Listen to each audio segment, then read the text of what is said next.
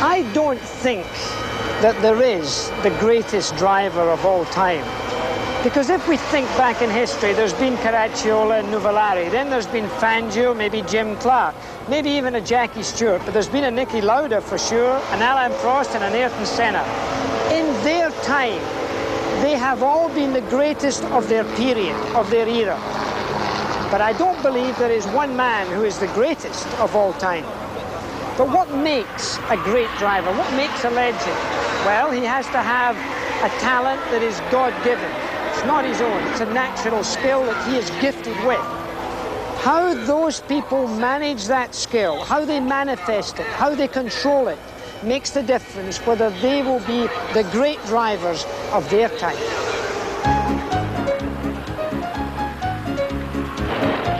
Jack Stewart tem razão. Neste esporte já é arriscado comparar os méritos de pilotos que competem entre si. Imagine comparar campeões que nunca se enfrentaram e que pilotaram em condições diferentes.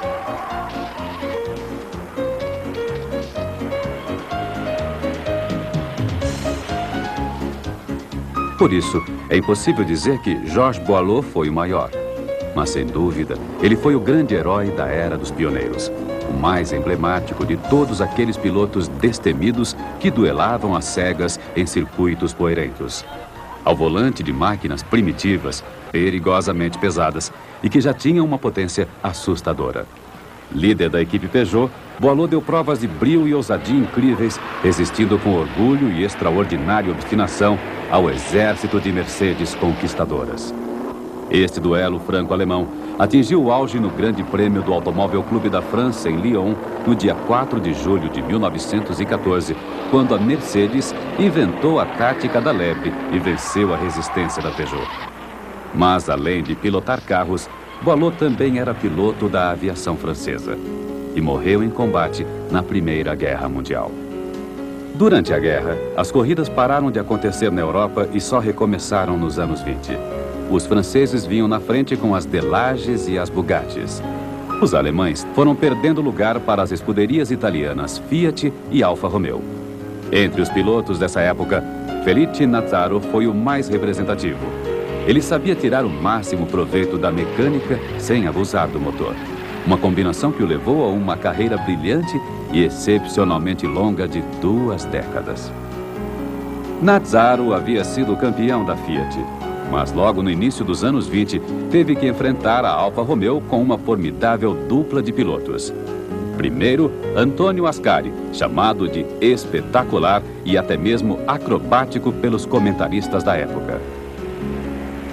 Mas Ascari morreu em 1925 durante o Grande Prêmio do Automóvel Clube da França, disputado em Montlhéry.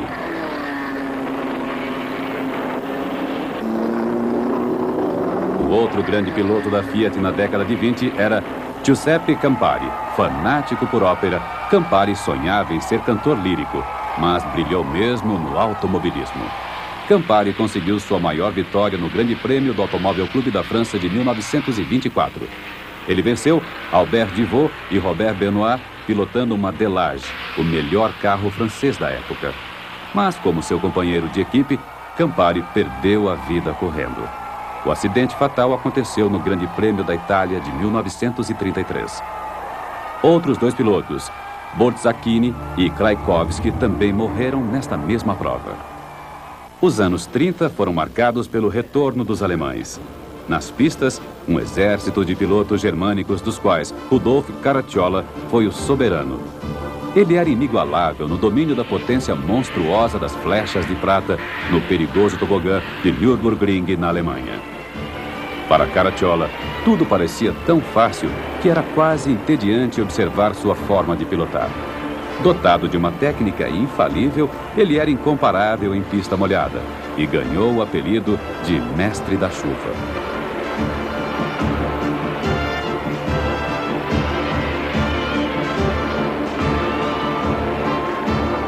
Os pilotos das equipes do Reich davam a impressão de serem agentes da propaganda nazista por causa da superioridade de suas máquinas. Mas Caracciola já havia demonstrado seu caráter distinto quando corria em outra escuderia. Em 1932, no Grande Prêmio de Mônaco, recusou-se a ultrapassar seu companheiro de equipe que estava na liderança e teve problemas com o motor da Alfa Romeo.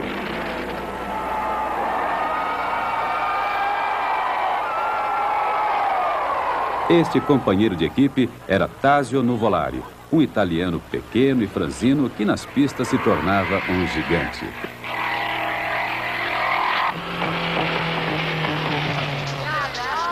Um demônio, diziam seus adversários, convencidos de que o piloto de Mantua, capaz de uma ousadia tão extravagante e impune, tinha feito um pacto com o diabo.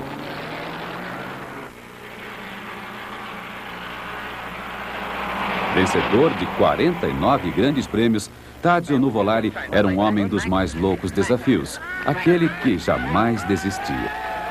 Era molto tecnico, lui aveva tante conoscenze tecniche e tutti i suoi grandi successi e la sua grande ascesa e la conservazione attraverso vari periodi, perché c'è stata una trasformazione grandissima da fine anni 20 all'anteguerra e anche all'immediato dopoguerra, e lui applicava sempre delle innovazioni alla sua tecnica di guida.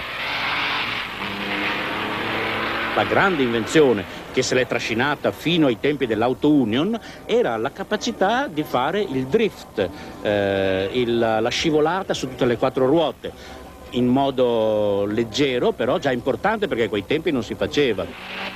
O Auto Union, com motor traseiro de 500 cavalos, era um terror. Nuvolari conseguiu dominá-lo como ninguém. Mas foi ao volante de uma Alfa no Grande Prêmio da Alemanha de 1935 que Nuvolari realizou a maior corrida de sua vida. Ele pilotava um carro com 30 cavalos a menos que as flechas de prata, que além da potência do motor, contavam com a eficácia da organização Mercedes. Durante o abastecimento, a equipe alemã ganhou mais de um minuto sobre a equipe italiana. Mas o mantuano voador conseguiu uma incrível vitória na cara dos representantes nazistas mortificados. Nuvolari só teria um herdeiro 3 décadas mais tarde. Um homem que também escondia toda a grandiosidade num corpo franzino. O canadense Gilles Villeneuve, piloto da Ferrari entre 1978 e 1982. Uma passagem meteórica, mas inesquecível.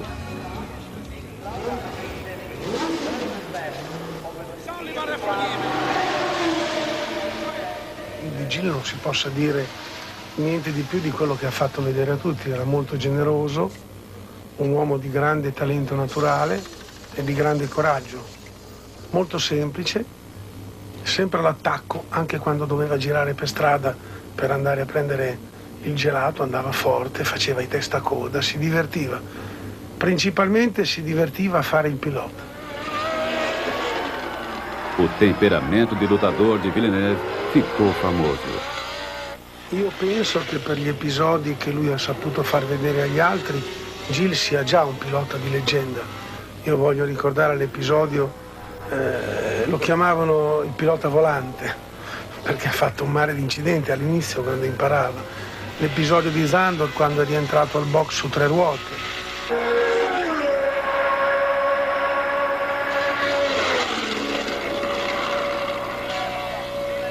Non era un pilota che si era costruito, un pilota così, naturale, era veloce, con qualsiasi tipo di macchina in qualsiasi situazione.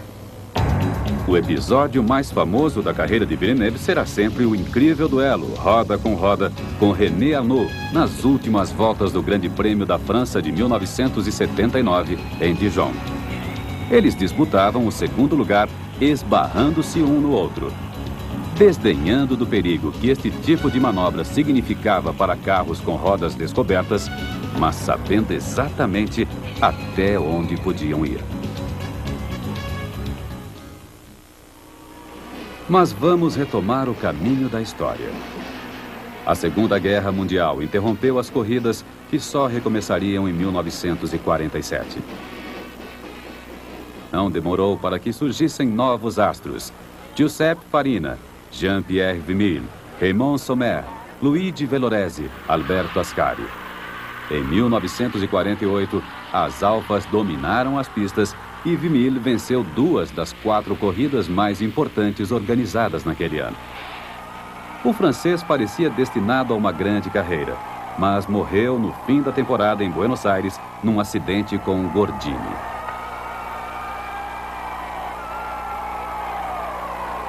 O piloto que se tornou o mais ilustre dos anos 50 veio da Argentina. Juan Manuel Fangio talvez possa ser considerado o maior de todos os tempos, com 5 títulos mundiais. Um recorde que ainda não foi superado. Fangio começou numa época em que novas regras estavam sendo determinadas pela FIA. Também começava o Campeonato Mundial de Fórmula 1. O experiente Farina, primeiro piloto a adotar uma posição de pilotagem com os braços esticados, levou vantagem e venceu o campeonato inaugural à frente de Fangio. Mas, à medida que o italiano entrou em declínio, o argentino disparou e, em 1951, conquistou seu primeiro título. Fangio dominou as pistas, mas não sem um rival à sua altura, o inglês Stirling Moss, que foi o representante mais talentoso da nova geração. Eu vi a Moss, a primeira vez que vim à Europa, ele era um jovencito, seu padre le autorizaba las carreras, lo vi correr en Monza y me llamó mucho la atención cómo se arrimaba a las curvas y frenaba a último momento. Moss é de fato o inventor da técnica de frenagem em curva até o ponto de tangência, um método que mais tarde foi mundialmente adotado. Produto puro da escola britânica dos Racers 500, Stirling Moss foi um piloto tão perseverante quanto brilhante. Após o início dos mais difíceis ao volante de carros ingleses ultrapassados, parecia destinado a se tornar o número 1. Ao lado de Fangio, era reconhecido como o piloto mais rápido do seu tempo, mas passou para a história da Fórmula 1 como campeão sem título. Azar, em parte, mas também era culpa de um caráter independente demais e excessivamente nacionalista. Algumas vezes, Moss conduziu sua carreira e seus carros de forma pouco recomendável, fazendo escolhas inoportunas que o condenaram à derrota. Uma pena.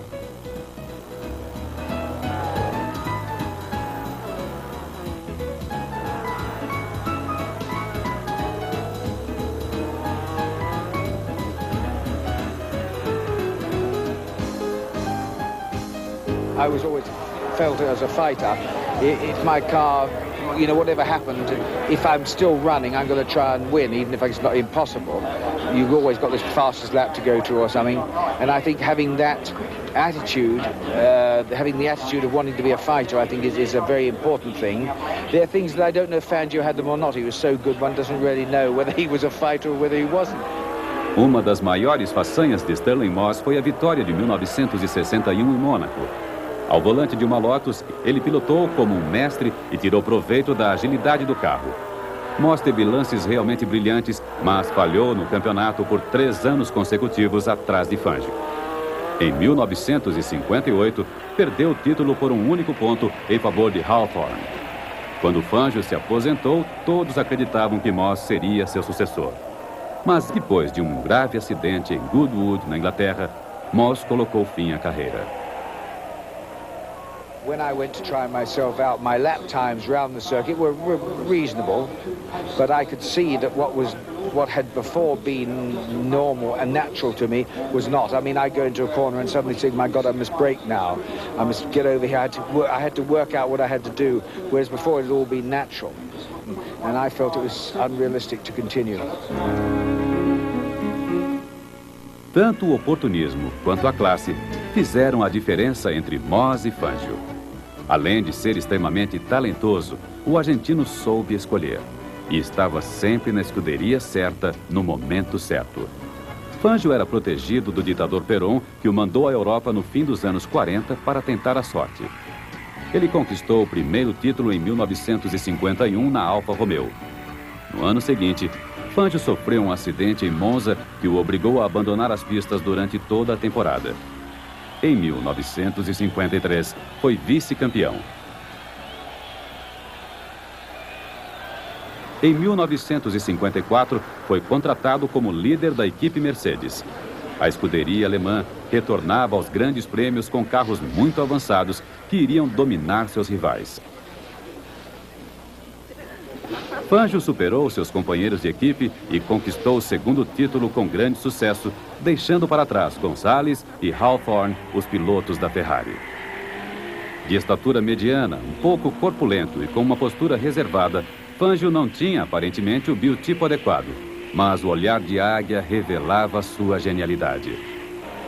Pilotando com precisão milimétrica, esse ex-mecânico sabia como ninguém trazer até a linha de chegada uma máquina cansada. Em 1955, Fangio já havia passado dos 40. Mesmo assim, conseguiu impor as regras ao seu novo companheiro de equipe, Stirling Moss, que era muito mais jovem. I remember going to Monte Carlo, and Fangio did a one, whatever the lap was, and I went out just after that. I took a 10th off, and I will have to do it. Came in, took my gloves off. He'd done another 10th off mine. Then I went out, took a 10th off his, and so on. So it went on until in the end, Neubauer said, "Look, cut it out." The point is that whatever is possible, like Bannister did a 4-minute mile, he would have done a 3:59.9, and whatever you'd done, he could always do that fraction more. Fangio is without doubt the greatest driver who's ever lived. I think there are other drivers who approach him on speed, but there's never been a driver that's approached him as a complete entity of a man. I'm talking now Formula One, where he was the ultimate.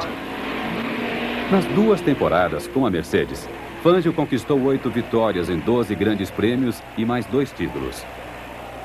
Em 1956, apesar da desconfiança recíproca entre Fangio e a Ferrari, o piloto argentino entrou para a escuderia. Mas aquela temporada se estenderia num clima cada vez mais tenso, até que Fangio finalmente se impôs, por pouco, à frente de Stirling Moss e sua Maserati. Depois dessa disputa, o argentino tomou a difícil decisão de passar para a Maserati. Moss foi para a Van Wall. Fangio fez a escolha certa e em 1957 conquistou o 5º título sob o signo do tridente. Também foi naquele ano que ele realizou a maior corrida de sua carreira.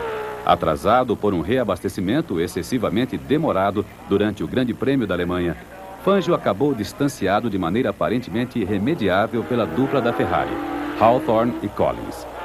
Mas o maestro, em estado de graça, conseguiu o impossível. Voando nas curvas de Nürburgring com sua Maserati, ele saiu à caça das Ferraris e, contra qualquer expectativa, roubou-lhes a vitória.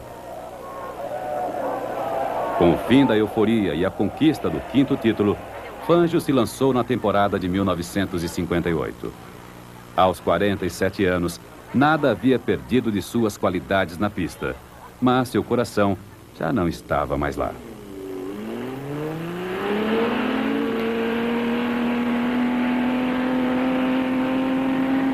Cuando fui a correr a Rennes, mi coche primero no se mantenía bien, que era una de las particularidades más exponentes de Maserati. Entonces yo pregunto a Guarino, ¿qué pasa con el coche que no se tiene? Dijo, cambiamos los amortiguadores. Pero ¿y por qué? Si los otros andaban bien. Me dijo, no, porque estos paran.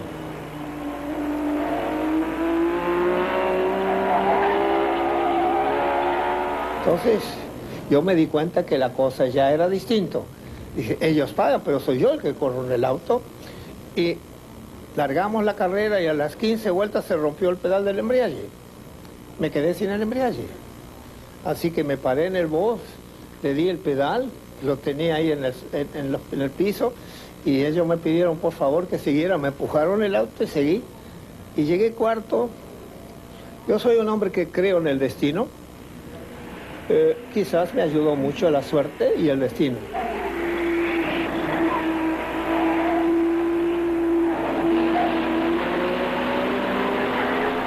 Y ya tenía más de 46 años.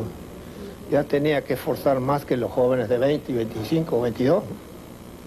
Y que esa fue una decisión que tomé en ese momento y nunca me arrepentí de eso. Usted sabe que siempre está quien lo alaba, quien le dice, sos el mejor, a vos sos imbatible, y el peligro es creerse que es el mejor. Claro, así que esto, dije, es el momento oportuno para dejar las carreras. Juan Manuel Fangio se aposentou no auge da glória. Este seu prodigioso currículo fez com que se tornasse a figura emblemática do piloto por excelência. Chegam então os anos 60, que seriam marcados pela velocidade de um piloto especial, Jim Clark.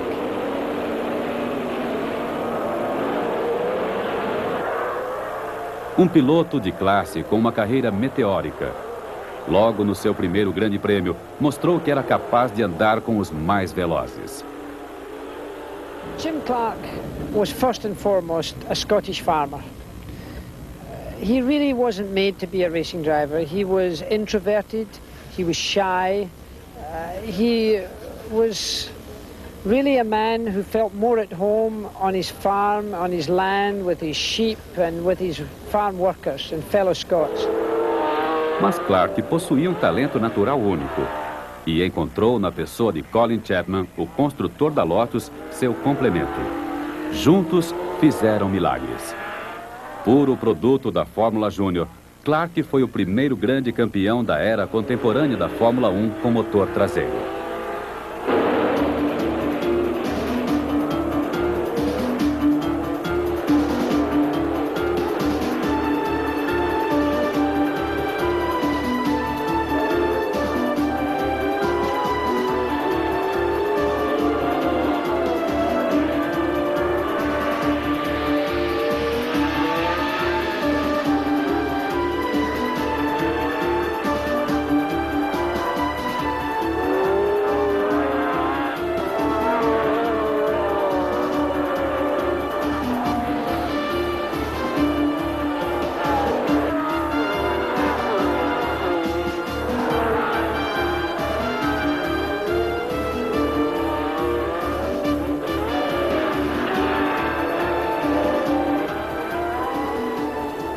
Clark foi fiel à Lotus durante toda a sua carreira.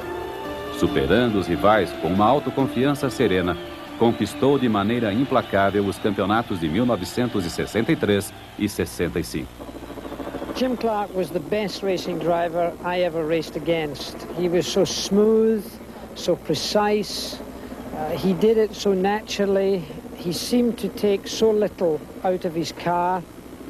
He always seemed to be going slowly, and yet he was going very fast. If there's a driver that I modeled myself on, it would be Jim Clark. Ao longo de sua carreira na Fórmula 1, Jim Clark estabeleceu recordes que permaneceram por muito tempo antes de serem igualados ou superados. 25 vitórias em grandes prêmios, uma a mais que Fangio. 33 pole positions, somente Senna superou esta marca 25 anos mais tarde. E entre todas essas poles, 7 foram conquistadas numa época em que se disputava o campeonato em apenas 10 grandes prêmios. Também é importante lembrar que foi a Jim Clark que a Ford e a Cosworth confiaram o seu famoso motor. E o escocês levou o Ford Cosworth à vitória logo na primeira corrida de Zandvoort em 1967. O estilo voador de Jim Clark revelava-se particularmente eficiente nos circuitos ultra-rápidos, onde a precisão é o que mais conta. Ele se tornou o rei de Spa-Francorchamps na Bélgica, um traçado que na época permitia médias acima de 210 km por hora, usando motores com cilindrada de apenas 1,5 litros. Clark conseguiu se impor nesse circuito por 4 vezes consecutivas, entre 1962 e 65. Jim Clark encerrou a temporada de 1967 com 2 vitórias seguidas, nos Estados Unidos e na Cidade do México. Clark, Chapman, Duckworth pareciam destinados a um futuro ainda mais brilhante. Esta associação estabeleceu um longo período de domínio na Fórmula 1 e tinha tudo para ser imbatível. Mesmo assim, o escocês deixava claro que a vontade de se recolher às suas terras era cada vez maior. O título de 1967 escapou para Home, mas um terceiro campeonato parecia estar prometido para a temporada seguinte. Só que esta trajetória foi bruscamente interrompida em abril de 1968, numa corrida de Fórmula 2 sem premiação, no perigoso circuito de Hockenheim, na Alemanha. Por uma razão não esclarecida, mas certamente técnica, a Lotus saiu da pista em alta velocidade, varou a floresta e se chocou contra uma árvore. Jim Clark morreu.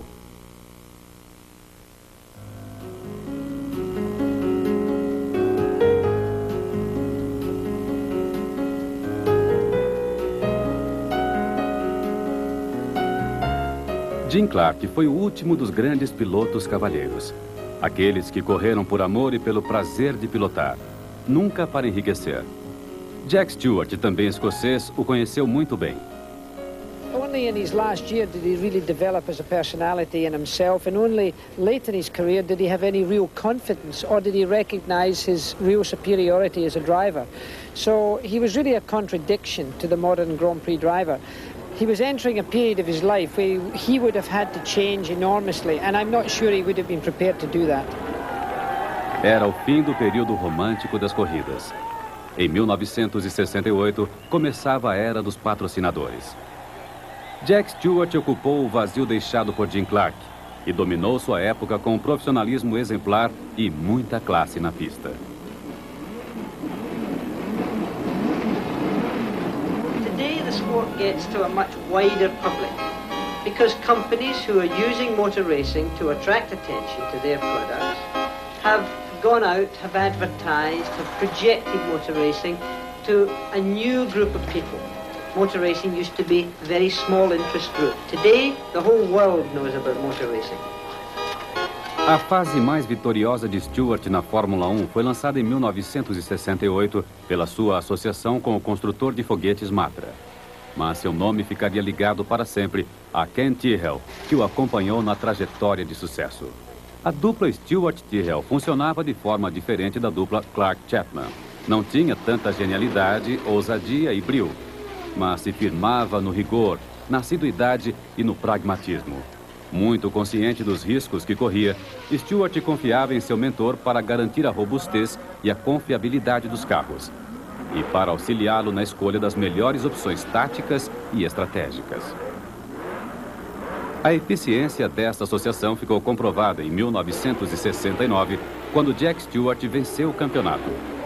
Com seu estilo de grande precisão e uma abordagem notavelmente inteligente da corrida, Stewart se impôs como um dos grandes campeões da história da Fórmula 1. Um piloto extremamente profissional e apaixonado pelos seus carros. Well, I think a racing car is something very special, almost in the breed of an animal. Not only is it like an animal, but it's also like a woman. It's very sensitive, it's very nervous, very highly strung. Sometimes it responds very nicely. Sometimes it responds very viciously. Sometimes, to get the best out of it, you have to coax it and almost caress it to do the things you want it to do. And even after you've done all these things, and the car is doing exactly as you want it to do, it will immediately and with no warning change its mind do something very suddenly, very abruptly. Pilotando o medíocre March, Jack Stewart não conseguiu manter o título em 1970. Mas Stewart e Tyrrell aprenderam com a derrota. Daquele ponto em diante, o próprio Ken Tyrrell construiria seus carros. Uma sábia decisão que foi coroada por 2 títulos. Em 1971 e 1973, Stewart atingia seu apogeu. Mas nem todos pensavam assim. Tendo iniciado uma cruzada pela melhoria das instalações dos circuitos, o piloto escocês ganhou vários opositores. Pouco a pouco, a ideia da aposentadoria se insinuava, juntamente com a de formar um aluno. Stewart começou a passar toda a experiência que tinha ao seu companheiro de equipe, François Sever. Os dois criaram uma relação de amizade raramente vista neste esporte mais propenso a exacerbar rivalidades. Where else will you use third gear? Just there, because if you go around this double right, you have to put third between this and the S. Com 3 títulos, Jack Stewart estava decidido a parar no fim da temporada de 1973. Mas um drama faria com que abandonasse a pista antes do programado. I suppose I had been involved in many motor racing accidents, had seen many people die and have certainly lost many friends. But Francois' accident really was the last straw. It was the last thing that could happen to me really in motor racing. François Sever morreu durante os treinos do Grande Prêmio dos Estados Unidos. Arrasado, Stewart largou tudo, renunciando à disputa da 100ª e última corrida de sua carreira. Uma atitude que mostrou a todos aqueles que o haviam criticado que, além de ser um grande campeão, ele estava longe de ser apenas um profissional ganancioso ou defensor chorão da segurança, como diziam injustamente seus inimigos. Depois de Jack Stewart veio Niki Lauda. Este austríaco, filho de boa família, distante, sarcástico, é um personagem ainda menos romântico que Stewart. Preocupado exclusivamente com a eficácia, foi apelidado de o computador. Niki Lauda não era dotado de um talento excepcional, mas provou que método e trabalho acabam sempre compensando. Foi contratado pela Ferrari em 1974. A escuderia estava por baixo e Lauda levou para a mais latina das equipes o rigor germânico que lhe faltava. O estímulo que Niki Lauda deu à equipe italiana levou a Ferrari ao maior período de sucesso de sua história. Eles passaram raspando no título de 74 e conquistaram a vitória no ano seguinte. Em 1976, Lauda parecia estar no caminho do bi quando sua Ferrari se desgovernou no Grande Prêmio da Alemanha.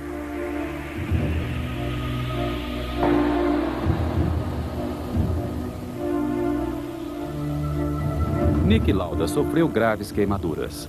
Mesmo assim, retornou à pista corajosamente 6 semanas depois para correr em Monza, na Itália. Mas o austríaco mal havia se restabelecido e não dispunha de toda a sua capacidade. When you have an accident like mine, I was running on reserve already, I would say the last 4 races, because I was nearly dead and it was not easy that year.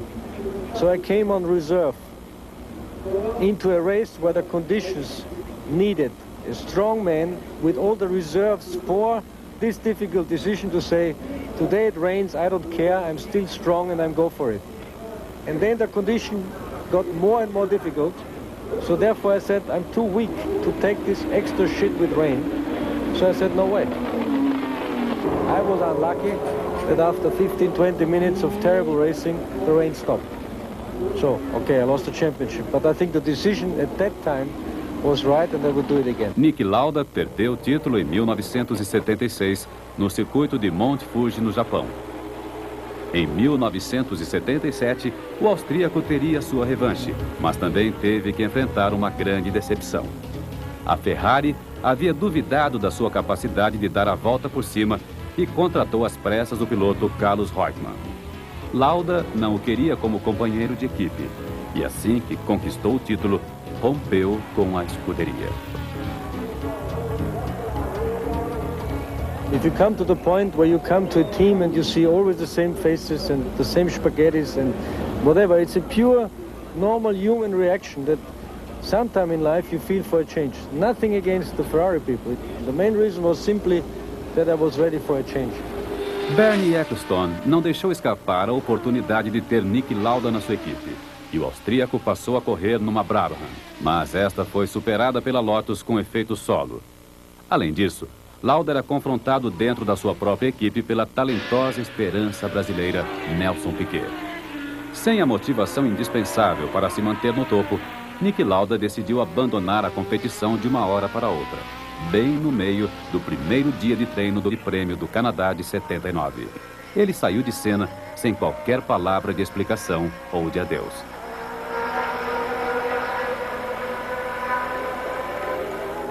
Bon, il y a un truc qu'il faut essayer, que je voudrais essayer si on a le temps, c'est jouer sur les amortisseurs et sur la barre avant. Je vais te demander, tu n'as pas du tout de pompage là? Non, pas du tout. Parce que René, il pompe comme une vache. Pas du tout. Uma nova era começava na Fórmula 1. A do motor turbo, sob o impulso da equipe Renault Elf, liderada por Alain Prost. Com o perfil de carreira ideal que o levou em 5 anos da escola de pilotagem à Fórmula 1, Prost obteve seu primeiro sucesso no Grande Prêmio da França de 1981, disputado no circuito de Dijon. Foi a primeira de uma série de vitórias que pontuariam um dos melhores currículos do automobilismo.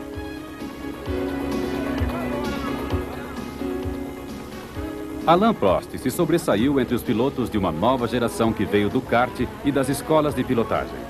O francês associou à sua classe natural uma percepção da corrida e uma tenacidade que fizeram dele um campeão excepcional. Sua forma de pilotar, sóbria, apesar de mordaz, o colocou entre os pilotos com estilo. O seu temperamento de mau perdedor também o ajudou a alcançar vitórias que pareciam perdidas, como no Grande Prêmio da África do Sul de 1982. Uma corrida que também ficou na história por causa do retorno de Niki Lauda à competição. Est-ce que vous croyez à la réussite de Niki Lauda? Ça dépend ce qu'on entend par réussite. Si réussite veut dire gagner tous les Grands Prix et être champion du monde, non, pas, mais à ce qui marche bien, à ce qu'il soit compétitif, oui. Il y a une chose qui est sûre, c'est que je lui souhaite de réussir parce que son retour est très courageux. Je l'ai approuvé dès le début, donc je peux que lui souhaiter une grande réussite. Et de toute façon, me battre contre un pilote de sa trempe, ce ne sera qu'un honneur pour moi si je le bats, mais je lui souhaite bonne chance en tout cas. Prost não podia imaginar o acerto de suas palavras. 2 anos mais tarde, ele acabou sendo companheiro de Lauda na equipe McLaren. A disputa entre o antigo e o novo número 1 seria empolgante. Diante de Prost, o veterano austríaco foi obrigado a rever sua pilotagem e não teve jogo fácil. Lauda sabia que não tinha condições de competir com Prost em termos de velocidade pura, mas conseguiu tirar vantagem da situação usando sua frieza e inteligência. Explorando ao máximo sua experiência, assim como alguns erros de juventude do seu companheiro de equipe e rival, o austríaco conseguiu vencer uma emocionante corrida com um bico à frente de Prost. A vitória deu título a Niki Lauda, que terminou a temporada com apenas meio ponto a mais que o francês. Foi no inesquecível Grande Prêmio de Portugal de 1984 que Lauda se tornou tricampeão. I'm most proud, I think, of 84, where after 10 years competitive Formula 1 racing, I still won the race or the championship by half a point over Prost, because it was hard. There was the young generation trying to blow me off, and it did work. So I can say for 10 years with up and downs, I kept going upwards. I think this was the most difficult thing. Mas Prost aprendia rápido e aproveitava ao máximo a observação analítica de um profissional tão metódico e experiente quanto Lauda. Foi com Niki Lauda que Prost aprendeu a se impor na equipe e a não deixar nada ao acaso. Percebeu como poupar sua máquina, suas forças e como ajudar os técnicos a melhorar seu carro. Because of his natural talent, he doesn't have to force it to achieve the performance, and therefore he always has a little bit left, and this gives him the capability of operating within himself, and therefore he is never stretched.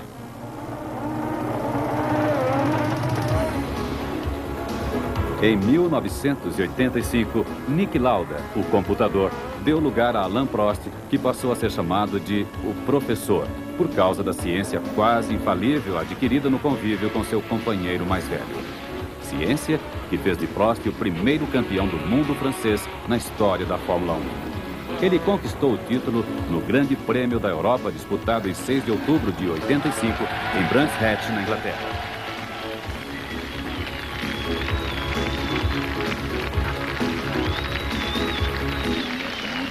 Prost era perfeccionista e um trabalhador incansável como Lauda.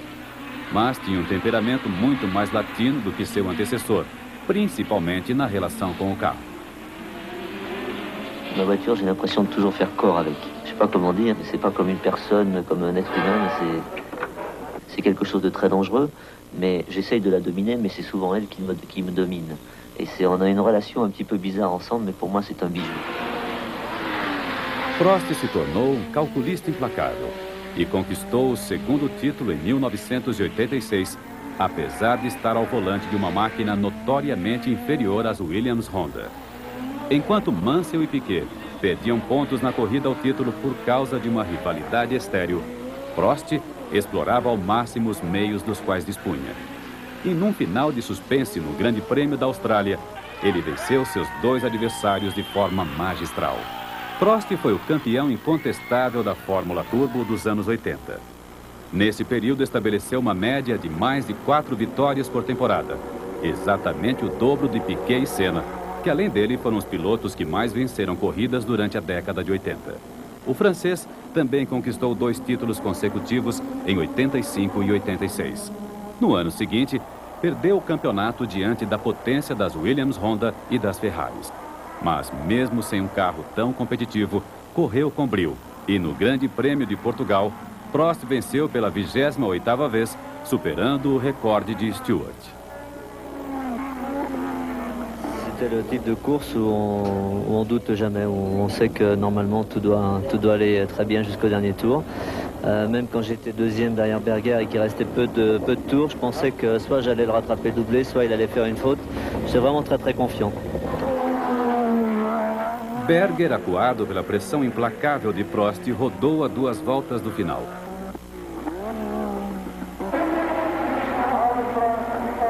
J'étais sur 2 titres de champion du monde, 85-86. 87 était une saison moyenne avec simplement 2 victoires avant celle-ci et beaucoup de problèmes de moteur, donc on était un peu frustrés, toute l'équipe. Et cette course, c'était, je crois, comme un championnat, peut-être même plus. O brasileiro Nelson Piquet conquistou o tricampeonato naquele ano. Em 88, a McLaren tirou da Williams o todo-poderoso Honda. Mas isso não foi suficiente para que o francês recuperasse o título. Prost teria outro tipo de problema. Um rival que iria contestá-lo dentro da própria equipe. Il y a 2 sortes de concurrents. Il y a l'adversaire qui est dans une autre équipe et il y a le coéquipier qui est aussi lui un concurrent. Et c'est souvent celui-là le plus redoutable, car c'est la seule, c'est les talons.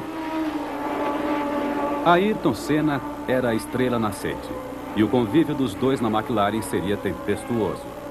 Ao contrário de Lauda, que em 85 se sentia em fim de carreira, Prost não aceitava ser menos rápido que o recém-chegado. Seguiu-se um duelo impiedoso que acabaria em clima amargo.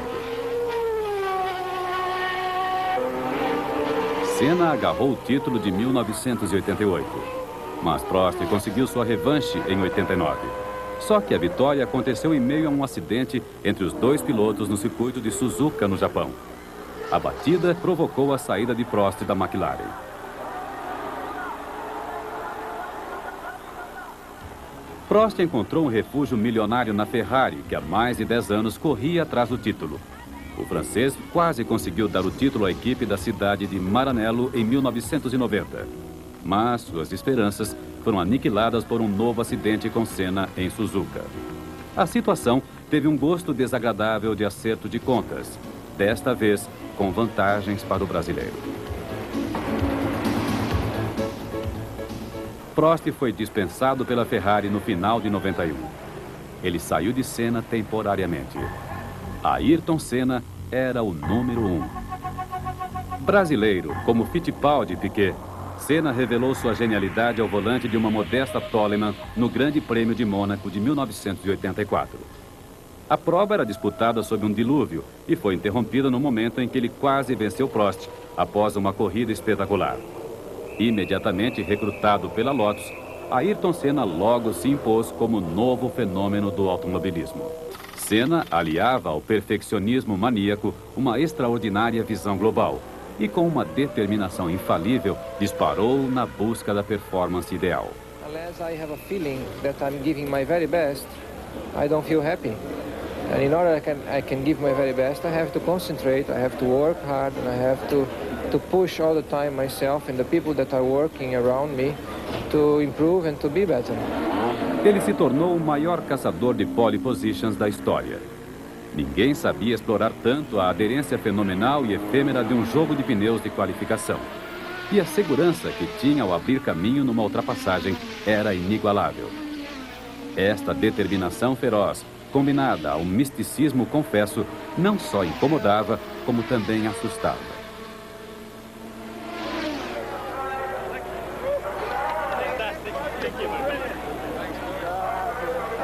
Senna venceu o primeiro Grande Prêmio já na sua segunda temporada de Fórmula 1. Ele repetiu na corrida de Estoril de 1985 a incrível façanha que tinha realizado em Mônaco na temporada anterior. Senna se aproveitou da pista encharcada para superar todos os seus rivais, completamente desamparados nestas condições dantescas de corrida. Naquele dia, o brasileiro recebeu o apelido que ficou para sempre: Magic, ou Mágico. Il a un talent naturel énorme, il a l'intelligence, il a la jeunesse, il a la sensibilité pour les réglages, que ce soit moteur, que ce soit châssis. Je pense qu'il a vraiment tout ce qu'il faut pour être champion du monde. Il sera champion du monde. Em 88, Senna foi contratado pela McLaren, onde Prost reinava absoluto. Ele o esperava firme em terreno conquistado. Afinal, o brasileiro tinha tudo por aprender até se impor na nova equipe. Mas, além do talento extraordinário, Senna chegava com um trunfo. Os técnicos japoneses ficaram fãs deste piloto, ávido não somente de sucesso, mas também de comunicação. Ayrton Senna não media o tempo de dedicação aos técnicos da Honda. Aquele ano em especial marcou a Fórmula 1. Os McLaren Boys, ou meninos da McLaren, como eram chamados, realizaram um Grand Slam nas pistas. Venceram 15 dos 16 grandes prêmios e fizeram nada menos do que 10 dobradinhas, 6 a mais do que qualquer outra equipe anterior. E mesmo com esta supremacia inquestionável, que poderia ter transformado a temporada em puro tédio, o campeonato de 88 foi um dos mais enlouquecedores já disputados. O francês tinha começado melhor, mas Senna não só o alcançou, como o superou, vencendo 8 vezes contra 7 de Prost. E logo na sua primeira temporada na McLaren, Senna conquistou o primeiro título, desbancando seu companheiro de equipe, mais velho. Para o brasileiro, a façanha era apenas uma etapa da busca pela perfeição. There is a big difference between winning a championship or being a true champion. Every year there is a winner, but not every year there is a champion. Ayrton Senna nunca escondeu as marcas da guerra psicológica que Prost conduziu contra ele para tentar desestabilizá-lo.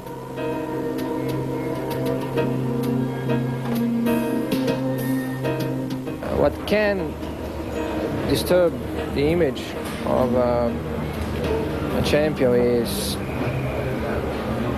polemics and antagonism coming from people who cannot accept being defeated and trying to find excuses when they lose instead of recognizing that they have been beaten.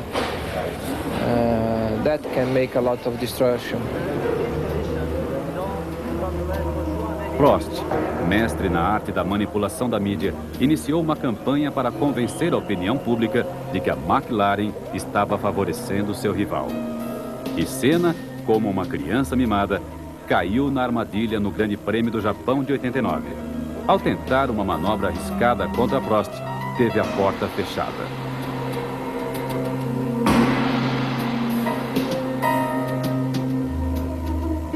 Houve uma série de protestos contra Senna, e embora as responsabilidades estivessem divididas, todo mundo o acusou.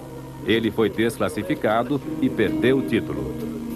Mortificado e convencido de ter sido vítima de um complô, Senna se lançou numa cruzada em vão contra o poder esportivo.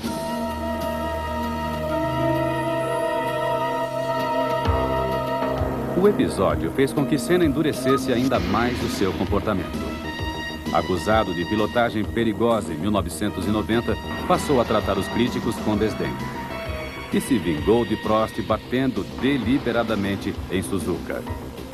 Para Senna, foi uma forma de dar o troco e recuperar o título da mesma maneira que, segundo ele, o francês havia feito um ano atrás, às suas custas.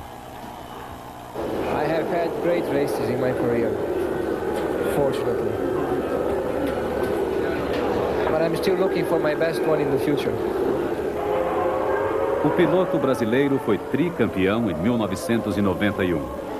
Ayrton Senna tinha tudo para igualar e até superar o famoso recorde de Fangio de 5 títulos. Mas um acidente no Grande Prêmio de San Marino em 1994 matou Senna e seus sonhos de quebrar todos os recordes.